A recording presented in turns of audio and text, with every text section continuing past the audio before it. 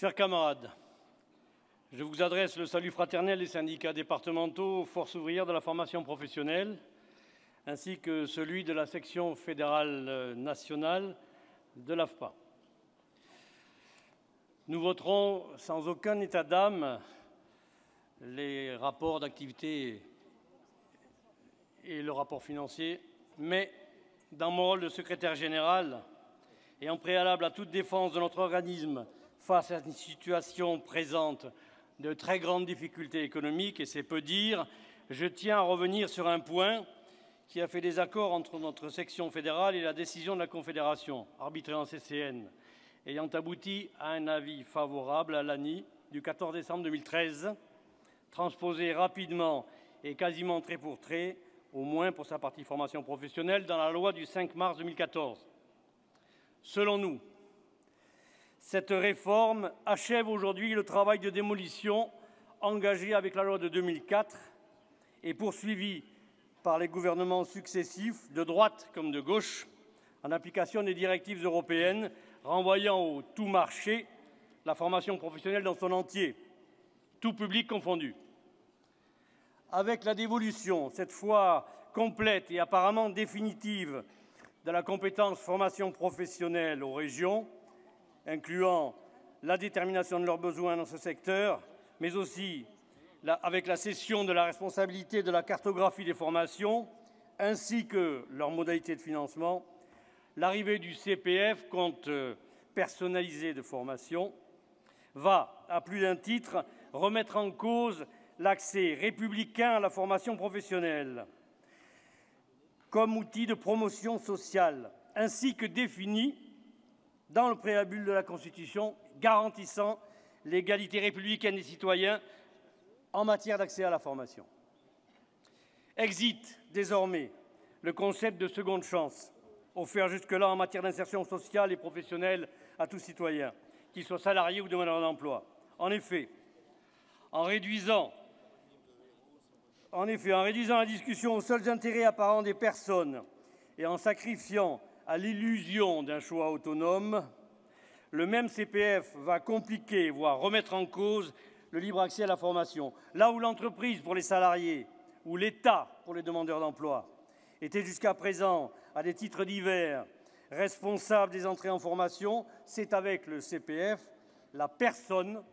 qui sera désormais comptable de son employabilité, pour employer un vocable de gestionnaire des ressources humaines. Ce retournement de responsabilité devant l'emploi de l'ayant droit à la personne est, selon nous, le défaut majeur et rédhibitoire de cette réforme. Faut-il rappeler la criante sous-utilisation du DIF, sauf que cette fois-ci, le CPF restera, dans de nombreux cas, la seule alternative ouverte au choix individuel. Atteindre par la formation une qualification reconnue qui ferait par le biais des conventions collectives un lien avec la fiche de paye est ainsi rendu de plus en plus difficile. Vous avez dit coût du travail. Parallèlement à cette réforme, les financements, austérité oblige soi-disant, diminuent tous les jours, tant ceux votés par la loi de finances annuelle et gérés dans le cadre d'une compétence désormais exclusive par les conseils régionaux que ceux tirés des entreprises, qui dans le même temps ont considérablement diminué, au vu de la baisse de l'activité économique, entre autres. Dans ce contexte, à la fois législatif et budgétaire, l'AFPA, pourtant officiellement toujours membre du premier cercle du service public de l'emploi, est soumise à des restrictions drastiques de financement et de niveau d'activité. Mise en concurrence par marché public, SIAG, je vous passe, et le reste. En 5 ans, notre association a perdu plus de 30% de son chiffre d'affaires annuel,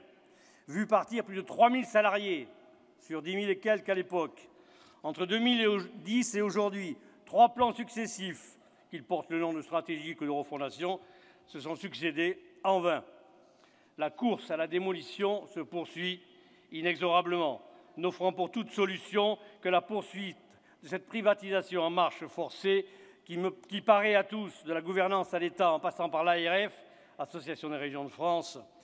et voire même certaines confédérations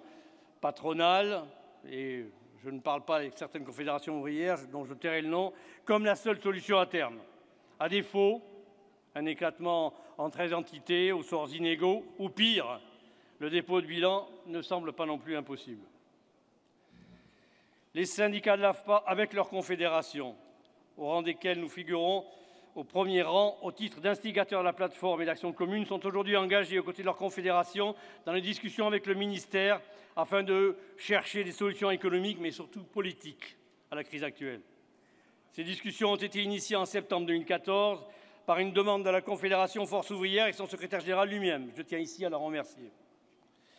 Rien n'est joué cependant, et nous aurons encore besoin de l'appui de notre fédération et de notre confédération dans les mois qui viennent. Une échéance a été posée fin mars, et dans ces conditions actuelles d'abandon systématique des services publics, de balkanisation des compétences vers des entités territoriales rien moins que républicaines, de politique d'austérité, s'attaquant les uns après les autres aux droits sociaux et aux organismes publics et parapublics, créant entre autres, c'est le cas de l'AFPA, à la Libération, l'épisode AFPA n'est après tout qu'un épiphénomène. Au-delà du sort de notre association, c'est bien du service public de la formation professionnelle dans son entier dont il s'agit. Baisser dans le cadre du pacte de responsabilité les financements affectés à la formation initiale et continue, transférer à moindre coût vers l'apprentissage et donc les entreprises, ce qui était de la responsabilité des pouvoirs publics, participer à la diminution du coût du travail en abandonnant de façon induite la politique de qualification du titre, feindre d'ignorer les croissantes inégalités d'accès à la formation dues à la régionalisation. Voilà ce qui fait de l'avenir et non d'une AFPA de service public un combat exemplaire à mener. Pour en terminer, la section fédérale nationale des syndicats de l'AFPA rappelle donc ses revendications, seules possibles dans le cadre d'un syndicalisme libre et indépendant. Il te reste une minute, camarade. Oui, j'ai fini. Qui revendique depuis 1996 et l'abandon du statut public des salariés de l'AFPA, depuis 2004 et la loi de régionalisation de la formation professionnelle, et depuis 2014 et la pseudo-réforme de la même formation professionnelle, l'arrêt de toute régionalisation-privatisation et le retour au financement direct de l'État, qui, dans la situation de l'emploi telle que nous la connaissons, allant s'aggravant de jour en jour, pourrait en ignorer l'absolue nécessité sociale, économique, mais aussi